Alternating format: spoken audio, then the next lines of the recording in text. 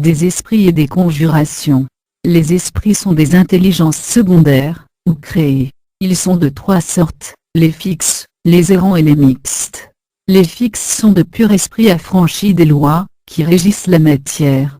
Les errants sont ceux qui flottent dans la lumière astrale. Les mixtes sont ceux qui travaillent, et sont parvenus en partie à se fixer. Parmi les fixes, on peut distinguer les très purs, les plus purs et les purs. Parmi les mixtes, les dominants, les militants et les dominés. Parmi les errants, les conducteurs, les inconstants et les entraînés. Les fixes sont les anges. Les mixtes sont les hommes intelligents. Les errants sont les hommes bêtes. Les esprits s'attirent et se régissent hiérarchiquement les uns les autres. Ils s'unissent par chaîne et par cercle.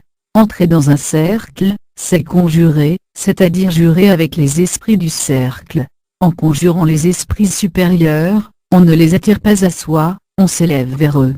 La conjuration par évocation ne peut s'exercer qu'envers les esprits inférieurs. Pour conjurer les esprits supérieurs, il faut se donner à eux. Pour conjurer par évocation les esprits inférieurs, il faut les contraindre de se donner à nous. On évoque les esprits supérieurs en leur faisant des sacrifices, ou plutôt on les engage de cette manière à nous évoquer. On évoque les esprits inférieurs en flattant leur cupidité ou leurs attraits. Les paroles ne sont que des formules qui servent à fixer la volonté. Les esprits inférieurs à l'homme, sont les esprits élémentaires et les errants du dernier ordre. Ce sont eux que les anciens théurges appelaient des démons. Ces démons sont mortels et cherchent à vivre à nos dépens. Ils recherchent les effusions spermatiques et sanguines, la vapeur des viandes, les enveloppes vides, et ils craignent la pointe et le tranchant des épées. La hiérarchie des esprits est infinie, elle commence à Dieu en qui rien n'a de commencement, c'est dire assez qu'elle ne commence pas.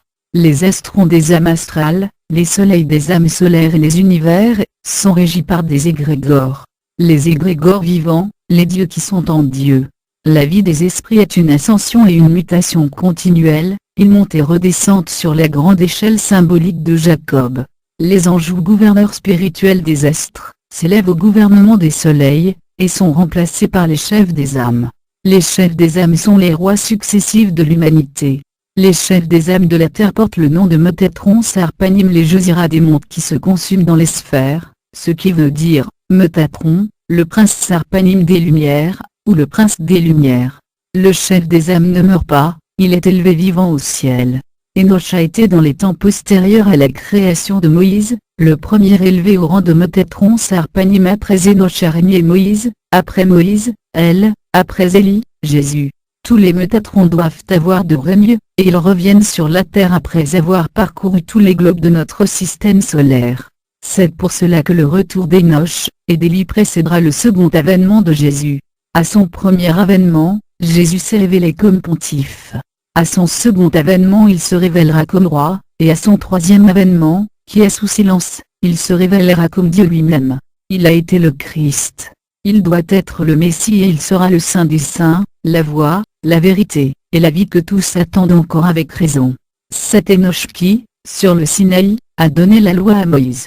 Ce sont Moïse et Élie qui, sur le Tabor, ont enseigné à Jésus les grands mystères de la révélation chrétienne.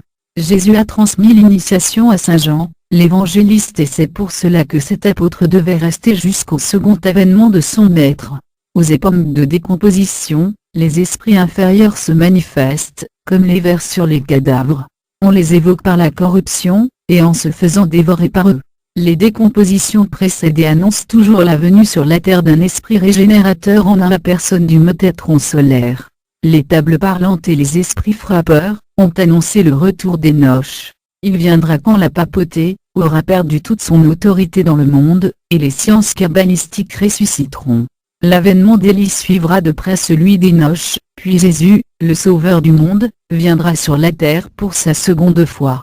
Il sera précédé par l'Antéchrist, dont la mission sera de préparer le grand empire temporel du révélateur de l'Évangile. La lumière astrale fourmille d'esprits élémentaires, c'est une nouvelle création qui se prépare. Déjà les clés de Salomon sont retrouvées, et les mystères de la haute maçonnerie sont expliqués. Une école, dont les commencements sont encore obscurs et presque invisibles, va se former en Allemagne, dans l'Empire slave, et en France. Dans un siècle, cette école comptera 7000 adeptes, et son dernier grand maître sera Enoch. Enoch paraîtra en l'an 2000 du monde chrétien. Puis le messianisme, dont il doit être le précurseur, fleurira sur la terre pendant 1000 ans. Alphonse Louis Constant.